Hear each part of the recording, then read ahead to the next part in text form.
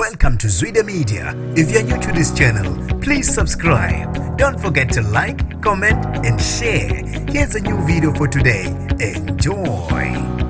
Abashiye bebamba ngezantsi abaningi amagama akhulunywa umfana weBhovu Simiselo enkulumeni bekade eyibhekise ukukhuzana kanye nabasebenzisa igama likababa wakhe. Nginibingelele ngiphinde nginamongele izindabeni zezwidemete igama lami ngusibonga konke wakandwande Mothanda ungangibiza intatheli eka YouTube. Amangaze abaningi amagama akhulunywe indodana yomculo ongasekho owayithandwa ezinkumu zabalandeli umgqumeni. Le nkulumo izemva komcimbi kakhuzana obuse Carnival City lapho abonge khona uShobeni ngokumeseka futhi ke ngokuthi avume iqiniso lokuthi uyena owaqedela ingoma ezithize zeBhova. Lo mfana ubese ephatheka kabi ekhuluma neBhanyazile TV. Uveze ukuthi kanti kwahle izikhulunywa ngegama likayise uma kukuhle noma befisa ukuveza okuhle abenzela bona, kodwa kaze bezwe noma babona ubantu bebonga ngokuthi ubaba wabo wadlala iqhaza kubacula abathile kanti uyise ubongwa nini. Abantu ke babe nokuhlukana phakathi ngayo le nkulumo. Ngaphandle uthi inkulumo kakhulu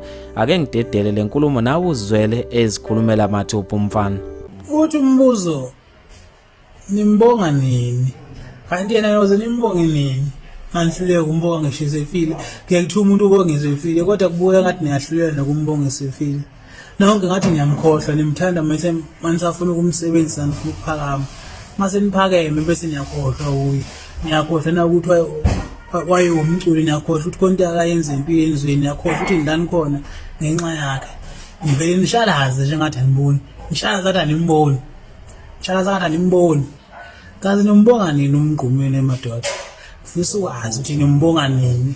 Ukubonga nje mfowethu akudingi imali, akudingi ukuthi usho ngomlomo ukuthi mfowethu la ngikhona umgqumeni nesandla ngiyabonga. La ngikhona mfowethu uma unesandla msolo kubandayo ngiyabonga. Lokho ku right. Urushalaze nje imizi mile ngaphandle kodwa ayikho kwabonga ngomgqumeni nje yedwa. Aye kulungile mfowethu uthi wasikhuluma kakhulu.